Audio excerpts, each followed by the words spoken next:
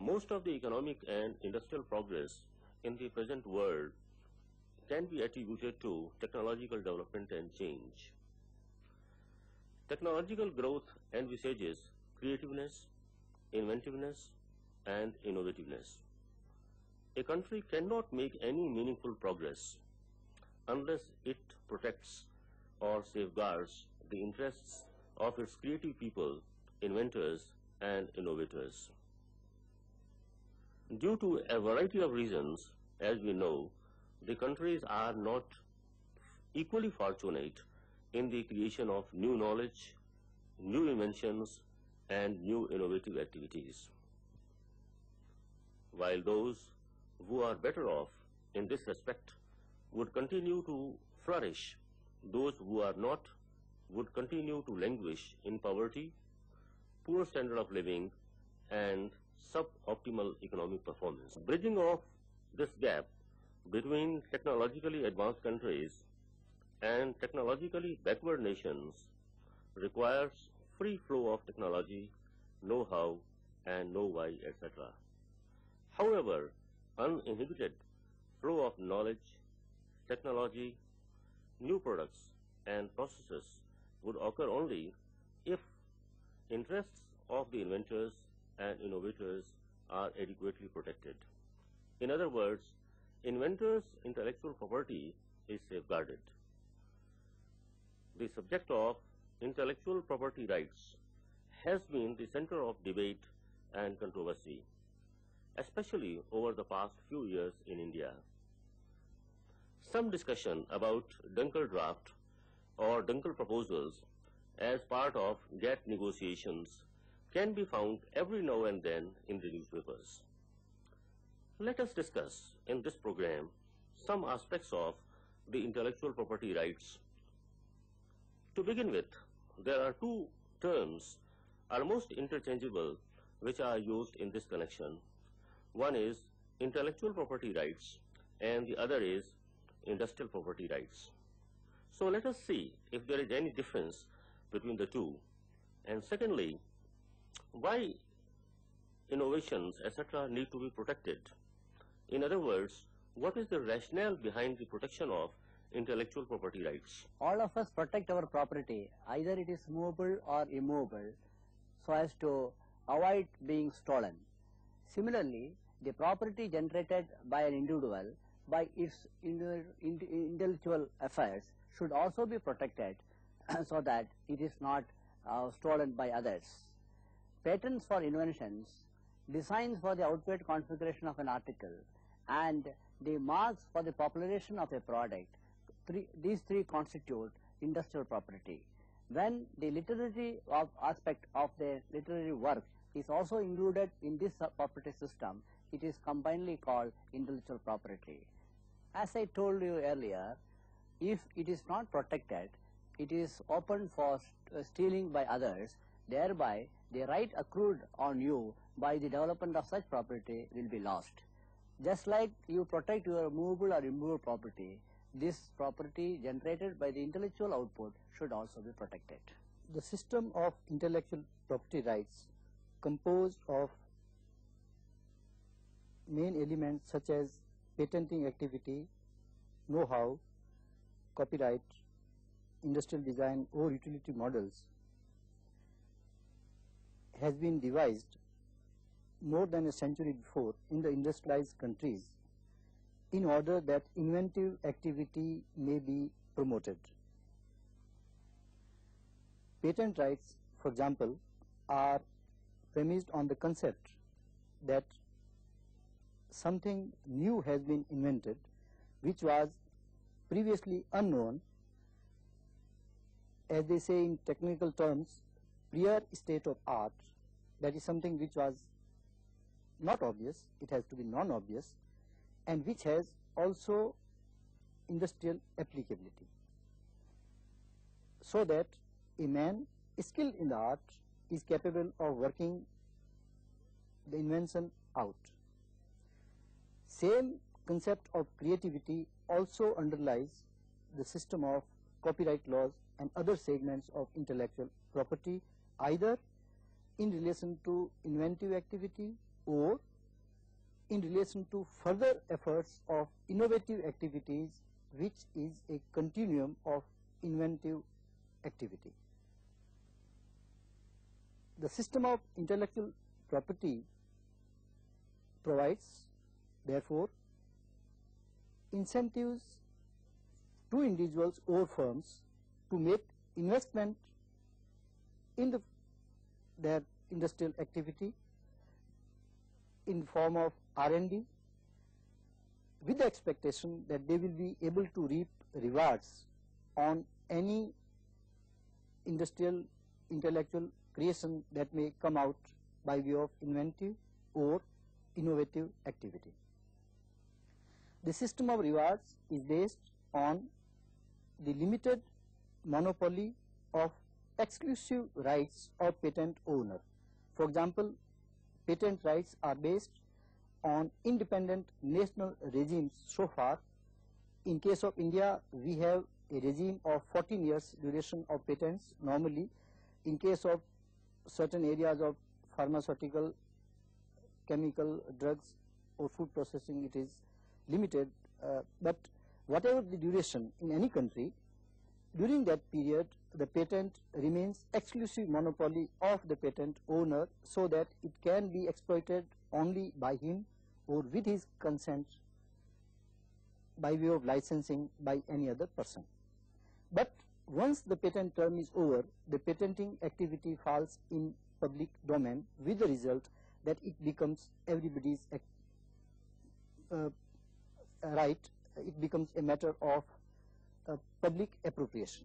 So that the system of intellectual property right basically aims at providing legal security and safeguard against misappropriation of knowledge and creativity which was created by the inventor, and which only he for a certain period of monopoly can exploit or authorize its exploitation. It is this system of incentive, as the experience of industrialized countries show, which has gone into generating technologies, creating inventive activities, and making for what is now widely recognized as technical change, which is a contributory factor and a measure now conceived to be of overriding importance in terms of industrial growth and economic development. It is said, and several studies support this argument, that if the system of incentive was not provided in terms of patent rights or monopoly for a certain limited period in terms of exclusive rights, the inventive activity would not have taken place, because there would not have been any incentive in the first place to invest by R&D, and even if there was inventive activity realized, it would have been kept secret, because there was not much incentive given in terms of its public disclosure. Therefore, the measure,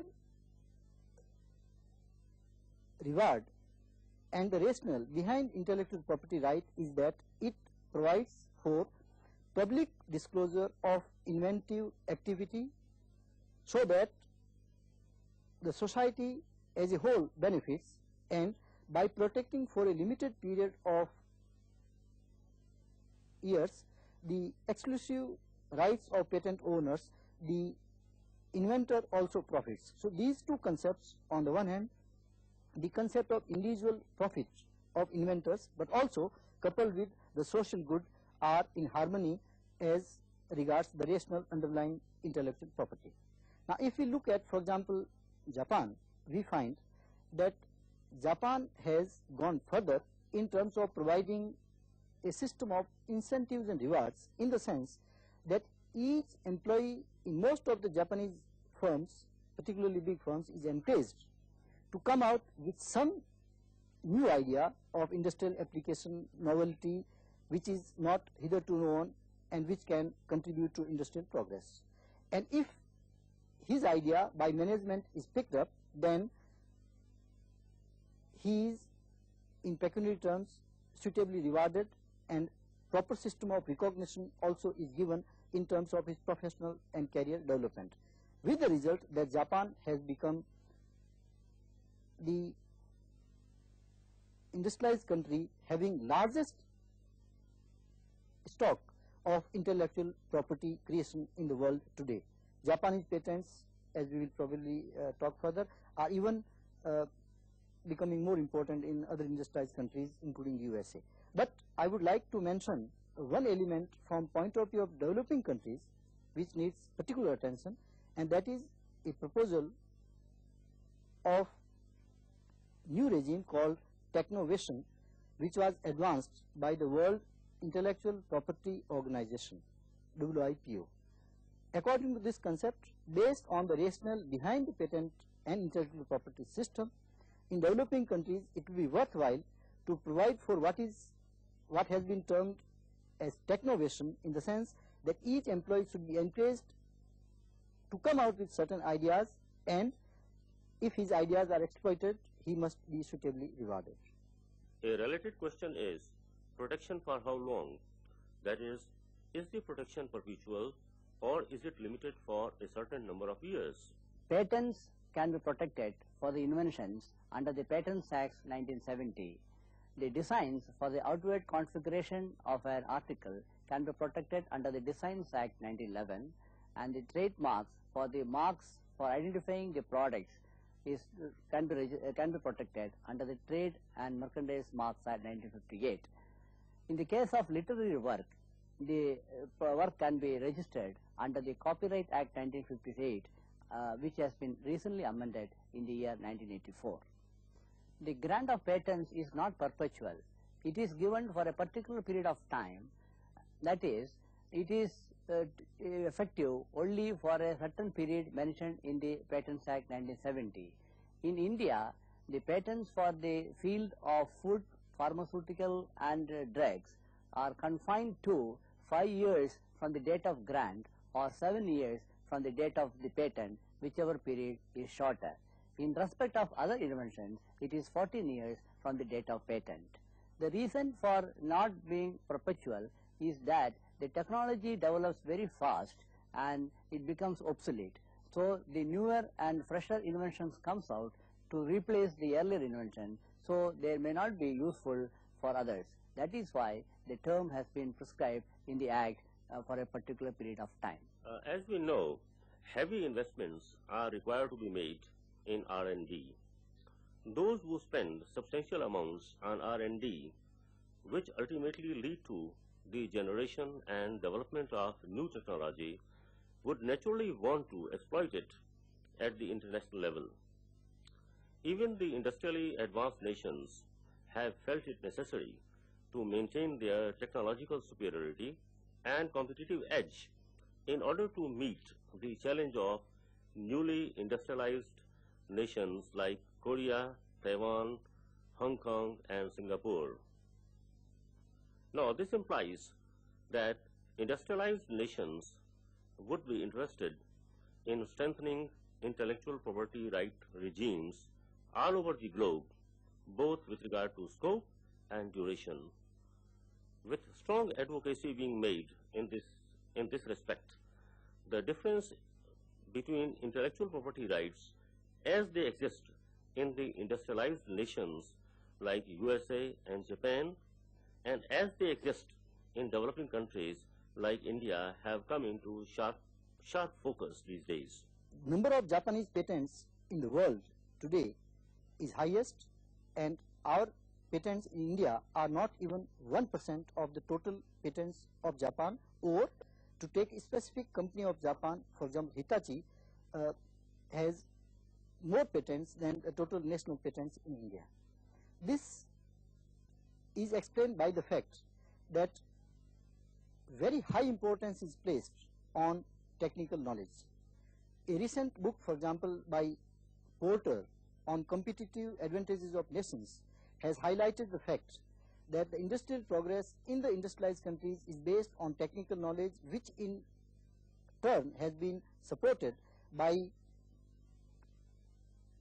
R&D activities and intellectual creativity. If we look into the national research and development expenditure in industrialized countries and in developing countries, we find that the gap between these two countries is really very large. In the industrialized countries, the R&D expenditure as is declared is between 3 to 4% in USA and Japan, and between about around 2% in other countries.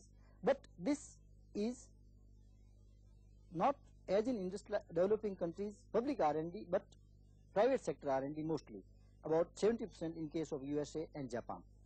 And a recent OECD study has pointed out that the firms spend much more on R&D in industrialized countries than the declared figures, with the result that the R&D expenditure really would be very high, because several components such as engineering, reverse engineering, process engineering, which were hitherto outside R&D, are now part of R&D.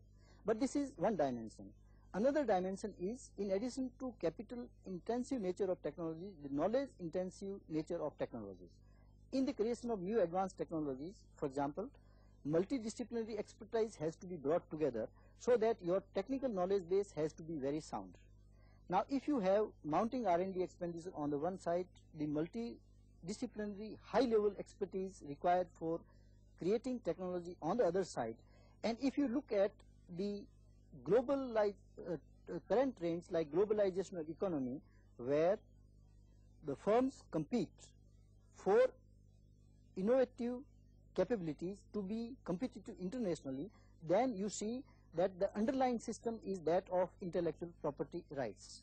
This is illustrated by the fact that the industrialized countries have gone in recent years, have taken steps to strengthen intellectual property right, both as regards the scope of the rights by covering new advanced technologies, biotechnologies and other areas of biotechnology, information technologies into it, but also they have extended the term of intellectual property rights.